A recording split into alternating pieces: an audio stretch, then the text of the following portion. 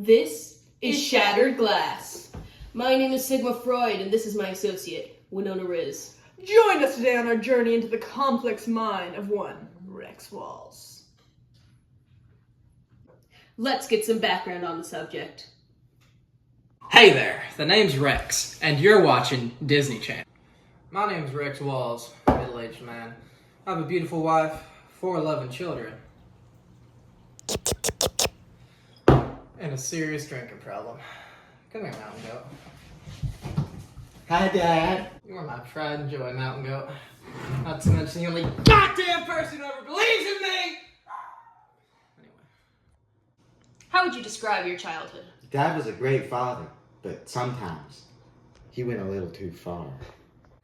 I don't know how to swim, Daddy. You're gonna learn today. You tried to kill me. If you don't want to sink, you better learn how to swim! This scene reveals one of Rex's core values, autonomy. Rex's belief in self-sufficiency explains a lot of his behavior. His unwillingness to work for people, his contempt for modern society and this city, his negligence towards his children. Indeed. And this belief fostered an unsteady life for his children for many reasons. One of which is the simple fact that although they were very independent children, they were left to defend themselves against their enemies. What's more, Rex's inability to keep a steady job created a home without basic necessities. So this sink or swim scene really exposes just how Rex treated his children. He tossed them into the world head first and only helped when it was absolutely necessary. He rarely made it a point to provide for his children on a steady basis. Rather, he would save them just as they were about to go hungry for 3 days. Help! He's trying to kill me! Shut your mouth! You jumped! Daddy, stop it. He's murdering! Say jump! Say's crazy!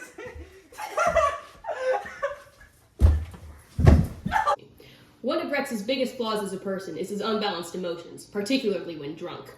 This made for an unpredictable household, and at times was scary for the children. It also made it so that Rex rarely kept jobs or earned steady pay. 1 minute he was a great father teaching life lessons, the next a stinking drunk picking fights.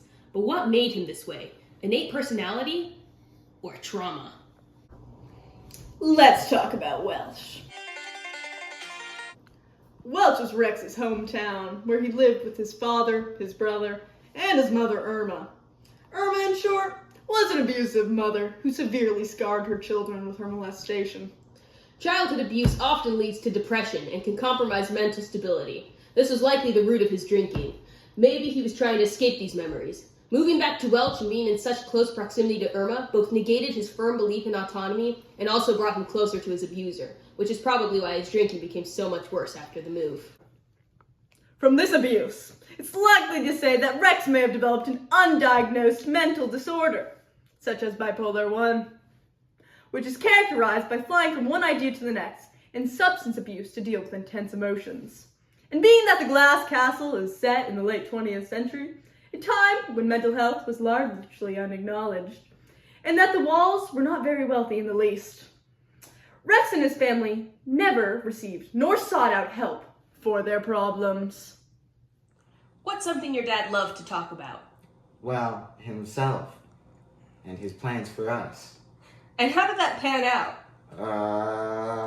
So then I gave that Gestapo an uppercut to the jaw as I arm wrestled the leader of the mafia and also fended off a wild jaguar. I also fought off that group of Nazis at a local Walmart in '69, but you're too young for me to tell you about that one, Mountain Goat.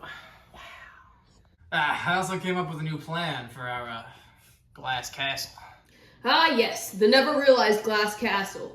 This was an essential part to the story, as it highlighted both Rex's ideals of autonomy and providing for his children, and the character flaws that kept him from doing so. It was never made because it was an unrealistic dream. A large part of Rex's character is his unbridled hope.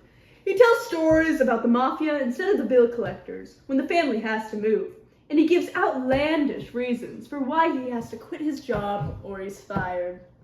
This is likely a defense mechanism in which he is denying what is really happening by fabricating stories where he is the hero, not the loser he is. No offense.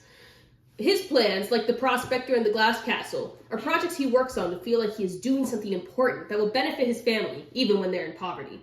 Ultimately, though, it's a vanity project that he uses to give himself and his family the illusion that he is the provider.